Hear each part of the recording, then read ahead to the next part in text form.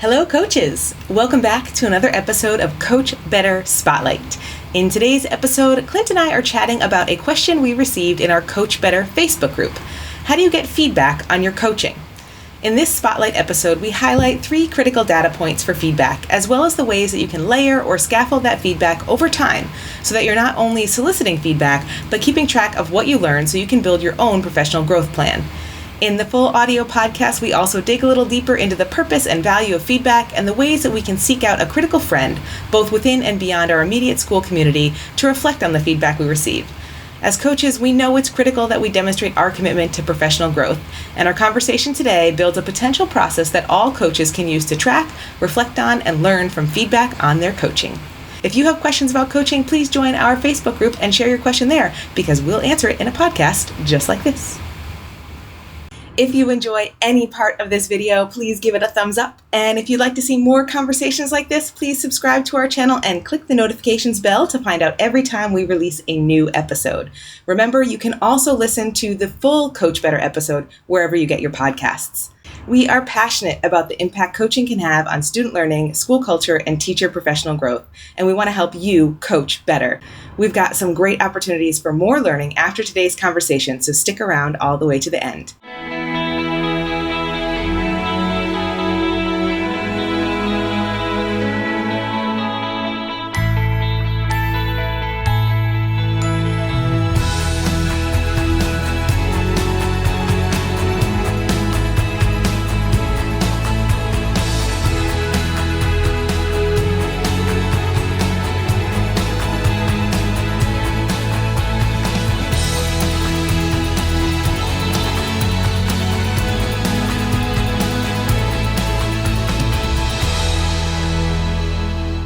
All right, welcome back to another episode of Coach Better. Today, Clint and I are here, just the two of us, to talk about a question we received in our Coach Better Facebook group. And the question is, how do you get feedback on your coaching? And of course, because we're Clint and Kim, we have expanded this into a longer selection of topics that we can talk about all around feedback for coaching. So let's get started. That also makes me think how important it is as you're soliciting this feedback and getting this feedback that you have some kind of critical friend to talk it through. Because you're talking about being honest about the feedback you receive and being reflective on whatever you hear. And sometimes it can be really hard to just do that all in your own. For me, again, it can be very hard for me to do that all in my own head. I need to talk about that with someone else. And sometimes I want that person to be someone that's on staff because they know all the intricacies of the school that I work at. And sometimes I want that person to be distant from the staff because I actually don't want them to know all the intricacies of the school and just be able to ask me some clarifying questions and help me work through it on my own, someone with outside eyes, fresh eyes. So I think that's another really important piece, that when you're getting feedback, as you're being honest and reflecting on what you hear, how do you digest some of that and help you work yourself through what you uncover? Sometimes at schools, there aren't a lot of coaches. So you don't have a peer who's in a similar position to get similar feedback, positive or negative. And that's where it's really important to build up your network of coaches, right? Network of people who are in similar positions to say, these are some of the questions I have. Can you help me understand that? But you're right. I do think it's also important to sometimes talk to somebody, maybe not your supervisor, but somebody who is at the school who understands the politics and who understands the context and who understands the situation, so that they can also say, the way that you're going about this, or the way in which you're presenting, or whatever that happens to be, they can help ground you there too. It's kind of an inside out, outside in approach to getting that feedback. And so never discount your network within your school and outside of the school to help support you. And hopefully they're going to give you kind of that non-value laden judgment, right? Who's going to just help you say, what about this? What about that? That's where I think some of these cognitive coaching techniques are really helpful, just to help you start thinking about how you can be a little bit more aware of things that, again, it all goes back to blind spots, right? Helping you uncover what those blind spots are. Because I would like to think that if you are aware of this, that you can do something about it. Most of the time, it's things that you just are not even aware that you're doing. And I think it's in schools can be really hard to get that feedback of areas for improvement. I know you talked earlier about, oh, it's just that one person and I know who said that and they always like to complain. So there's like that side of it. But then there's also everyone else who is like overall thinks you're doing a great job. They don't want to tell you an area where you can improve because that's kind of how we are in schools. We're very supportive of each other. So I think intentionally soliciting feedback and intentionally, I don't want to say like looking for bad news because that's not what I'm trying to say, but intentionally trying to seek out opportunities for your own growth, being vulnerable in that request and clear that, yes, I want to get better. I'm asking you this not to give me a pat on the back. I'm asking you this to help me grow as a coach. That's even another element that needs to be part of your process, right? And then on top of that, so that's being vulnerable with the staff that you're asking feedback for. Then I think on top of that, the vulnerability to share the areas that have been identified as potential opportunities for growth with a sounding board. That's another element that I think is often very hard, maybe for coaches in particular, because sometimes we perceive that we're supposed to be the experts, maybe just for teachers in general.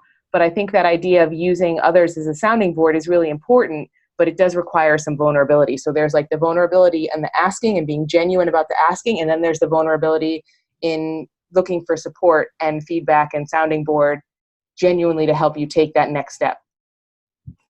And if we're being honest, this is what we are asking teachers to do when we are coaches, right? And if we're saying, oh, that's really hard for us to do in our roles as coaches, think about how hard that is for teachers to do in their role as classroom teachers. So it also, I think, leads to a level of empathy and understanding of this is something that is difficult. And it's great. You know when it is done well with you, how it feels and what it looks like. And you think, wow, you may not realize it at the time, but you're like, wow, when I talk to that person, they really helped me uncover this and they really helped me think about this and I didn't feel threatened and they asked me some good questions. And that's maybe a model for you to think about as a coach in your interactions, right? Is that the kind of feedback that you would hope that your teachers would give about you? And if not, what could you do? But it is that kind of irony that sometimes you feel like, I can't do that. I can't be that vulnerable. We're asking however many 75 teachers on this campus to potentially be vulnerable with you as a coach. And just really keep that in the back of your mind as you're working with those teachers. So as we're thinking about the value of doing all of this and the tone and environment we want to create, not only for teachers to work with us, but for us to grow as professionals, we talked about 3 data points that were really helpful, giving feedback on the elements of your role based on either your job description or outside resources about the role of a coach, asking colleagues to describe your role and asking colleagues what they would like you to do. How would we want to go about getting that information? Are we thinking like primarily just a conversation? Like how would we actually do it?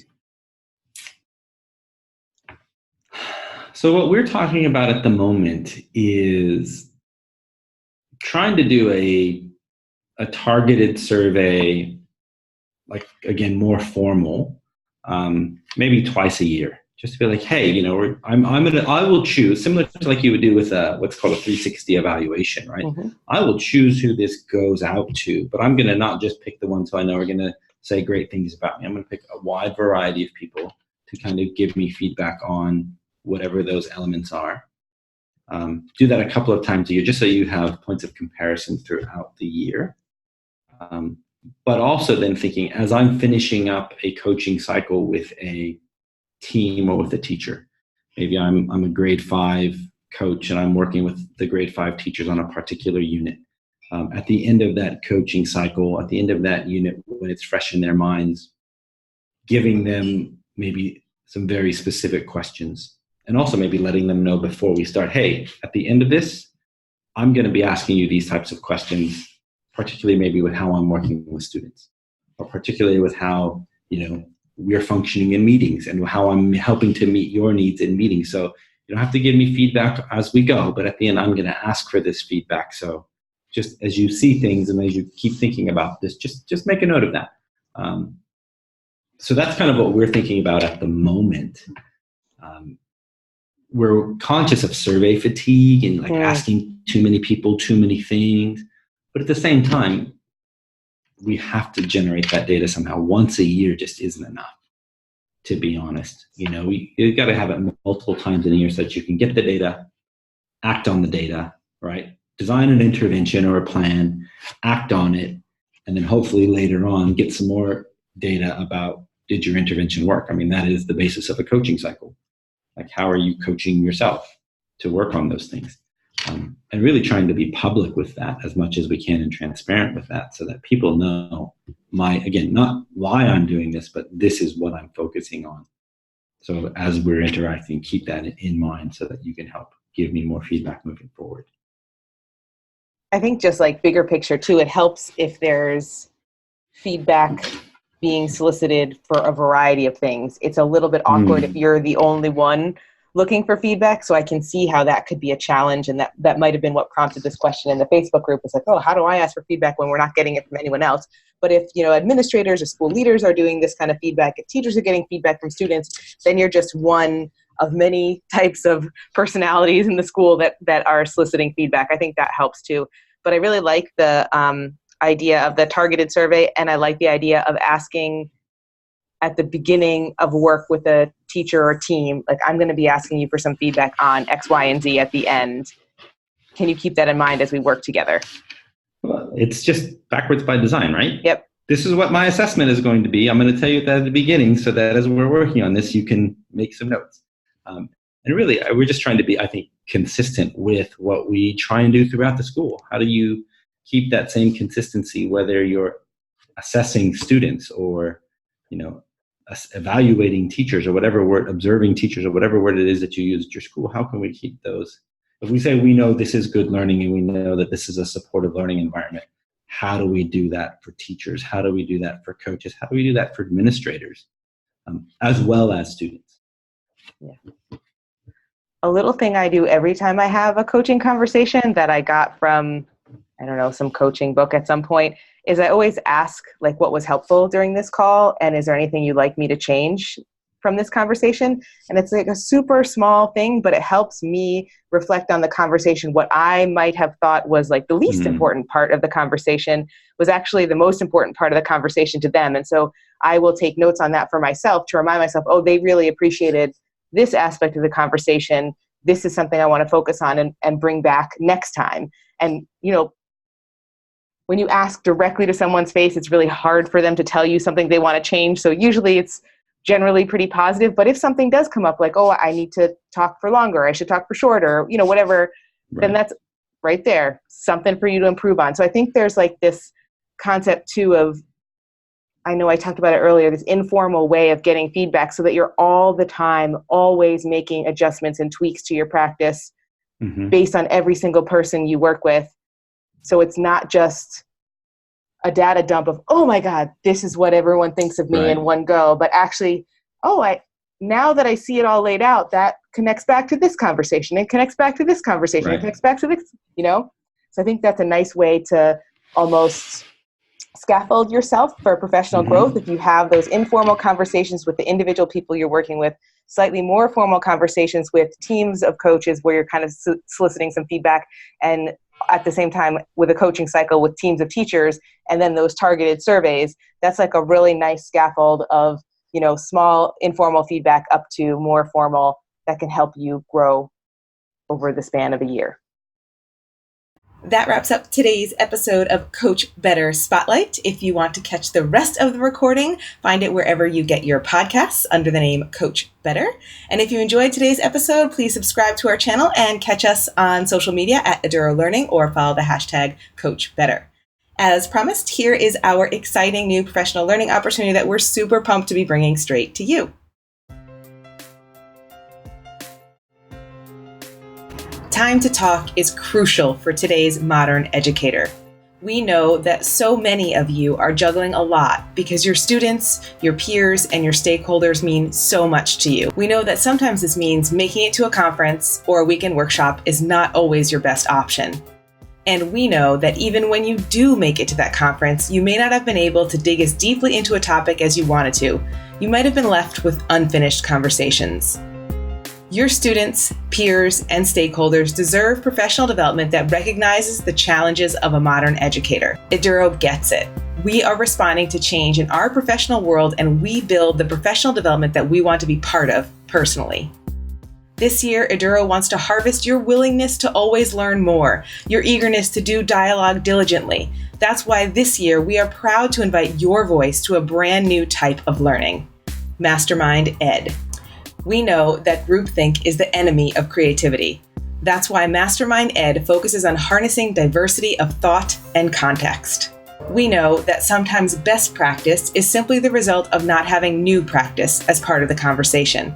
That's why Mastermind Ed focuses on making time for provocative perspectives. And we know that professional development that isn't tailored to you just shouldn't be called professional development. That's why Mastermind Ed prides itself on paving pathways with you. Who is Mastermind Ed for? If you have a role in school or education, this is for you. Whether the topic is brand new or you consider yourself an expert, Mastermind Ed will stretch your thinking and help you clarify key questions. By joining a Mastermind Ed, you will bring back actionable ideas to your school, and you will have a network of educators to think with. So get ready for an online learning environment that values you, your time, and your school. Join us for Mastermind Ed, an opportunity that sparks, sustains, and supplements your inspiration. Early bird registration starts October 7th, 2019, and Mastermind Ed groups start January 13th, 2020. Find out more at edurolearning.com.